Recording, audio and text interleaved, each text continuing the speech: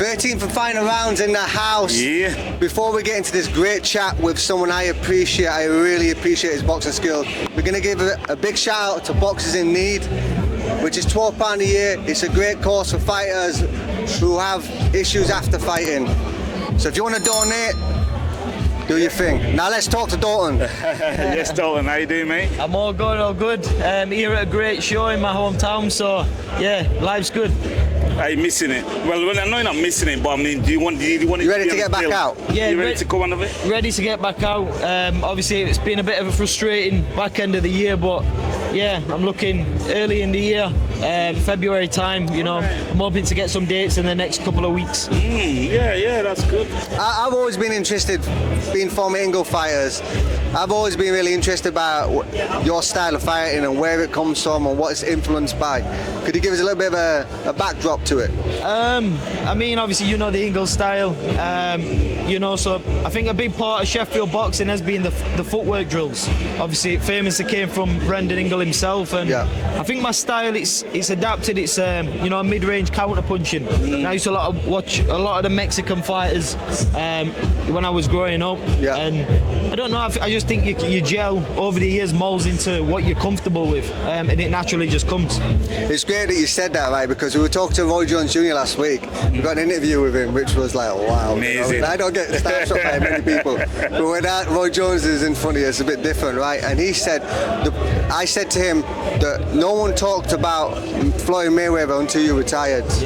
And he says that's because after I retired, fighters stopped doing footwork drills, and they got flat-footed, and they're just trying to like take shots on the shoulders. Where when I did it, I moved out of the way. So that's why I really appreciate you, because you got a mixture of knowing when to be in range and out of range, and knowing the difference, not getting caught in the middle. You know what I mean? And you set your punch selection up well, but in there as well, I can see your IQ is well ahead. You got 3 or 4 steps ahead of your opponent. Yeah. That's it, and you know, good footwork for a boxer is one of the main keys. You know, it gets you in danger, gets you into create danger towards your opponent. So, you know, like I said, a lot of people neglect the feet, but you know, that's what's going to get you there and get you out of danger at the same time. Would you say you're more, like, I think I know, but I want to hear it from you. Would you say you're more of a counter puncher, or would you say you're more of a box puncher? I'd like to say I'm a bit of both. You know, you look at my style, I'll stand in the middle of the ring. But it's one of those, I've proved I can, you know, fight on the inside, but as a clever fighter, why do you want to put yourself in danger when it's not needed to? So, you know, the aim of the game is hit and not get hit. So, you know, mid-range counter puncher, but of course I've proved that I can, you know, have a scrap if I need to as well. Yeah. Who stands out for you? Like, who you watch to emulate the style and pick out certain stuff? I get complimented quite a lot to Canelo Alvarez. Yeah. I can see that. I can see that. But also Kell Brook as well. Similar, but like I said, we've got our own styles, but like I said, I just think it develops who you watch, what you work on. It naturally just comes like that. You take a bit from each, put together what exactly. I'm never ever gonna replicate and fight exactly like a Canelo Alvarez or Kell Brook. So you take little snippets of every people who's achieved at the top of the game, and you put it into your own craft, and that's how it develops. That's good, man. You'll get bored of hearing this question. You probably know what I'm going to say next, but like we on the Sky shows, Queensborough shows, won all the shows. We've already asked Adam. As you and Adam, can you see when do you think that fight's going to happen? Because they want to know at home. Of course, and you know, I'd like to know myself. But, look, the fight, while the fight's getting talked about, it's getting bigger and bigger. You look at Brook and Khan, how that develops. We didn't get as early as we wanted to, but it happened. So just, I think for me and the boxing fans, us two as fighters need to make sure that happens when it needs to happen. I think you're right, I think you're right. Look, we're both, I'm not chasing that fight. I called for it when I wanted the European title. But look, we're on both on his own paths, and it's, you know, it's obviously going to happen down the line. Yeah, you're me up one day.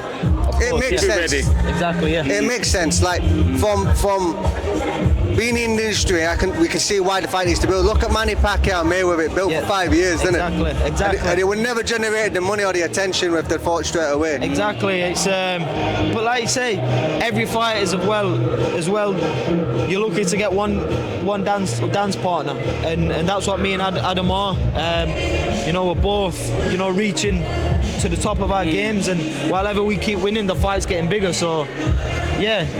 I always respect fighters what respect me, so I'm never going to disrespect anyone. But for me, of course, I want Adam to do well. I want him to keep on winning, doing well, because it's better for me. Just do your thing. You got your pathway anyway. Just keep going. That's it. Until you reach it. The fight will happen when it needs to happen. So my brother, Sonny Edwards. I was just going to ask you about his fight as well. No, 100%. Like, at the end of the day, you get one career and everything has to be done properly. And every fight needs rivalry. Of course. You know, you need to build that rivalry. And having domestic rivalry where you're both world class as well, that can only settle for Wembley fight at some point. Exactly, or my hometown, you know, Sheffield Wednesday ground. Oh, you're a Wednesday fan? I'm a Wednesday fan. I didn't want to say United, you know what I mean? That rivalry is serious, isn't it? We lived at Sheffield, Blues and Reds. That's a serious one. We have Leeds and Bradford, don't we? I know. It's not really a rivalry, do you know? I don't watch football, but you know, but he's a Leeds man. I watch it sometimes. Yeah. When do you want to get back out next? Next year now? Yeah, it's going to be next year. Yeah. You know, early February. You know, I'm in full camp now, so. We got you next. Like I say, I'm in camp full now, so you know, whenever we get that date, we'll be ready to go. Yeah. Just keep ticking over. You're hungry. Exactly. I can see you hungry. Exactly. You know what I mean? Don't give up. That's it. Well, look, thanks for stopping by. We appreciate your time. Appreciate it. I really look forward to chatting to you in the future as well. Good luck with everything. Thank you very much. Appreciate No it. problem. 13th and final round. Go and hit that button.